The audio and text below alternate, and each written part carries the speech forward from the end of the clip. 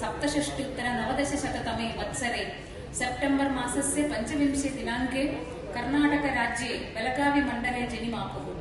एते मैसूरु विश्वविद्यालये स्नातकोत्तरम् अध्ययनं पालि प्राकृत संस्कृत भाषा साहित्यं बौद्ध साहित्यं दर्शनानि च अधीत्य आचार्याणां बुद्धरक्षित महाथेरो वर्याणाम् अन्तिके सत्पथ प्रदर्शक विचारान् समासाद्य भिक्खु इति पदं प्राप्नुवन्। भारतीय ज्ञान परम्परायाः अंगभूतयोः पालि संस्कृत भाषयोः विषये अन्तर्राष्ट्रीय स्तरे दिग्दर्शनकर्मणि व्यापृताः एव एते जर्मनी, फ्रांस, ऑस्ट्रेलिया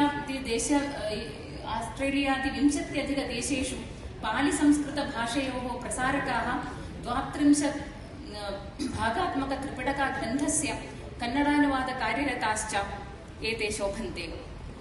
नैकेषां बौद्धग्रन्थानां कन्नडानुवादः एतेषां वैदुष्यस्य निदर्शनम्।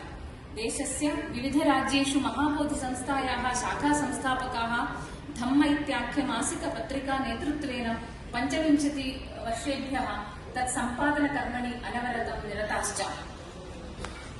समाजसेवाधुरन्तराणाम् एतेषां पालि प्राकृत साहित्यसेवां परिगणय्य 12-13 दीक्षान्त घटिकोत्सव कार्यक्रमे डॉक्टर ऑफ लिटरेचर इति मानदोपाधिना एतान् विभूषयति कर्नाटक संस्कृत विश्वविद्यालयः।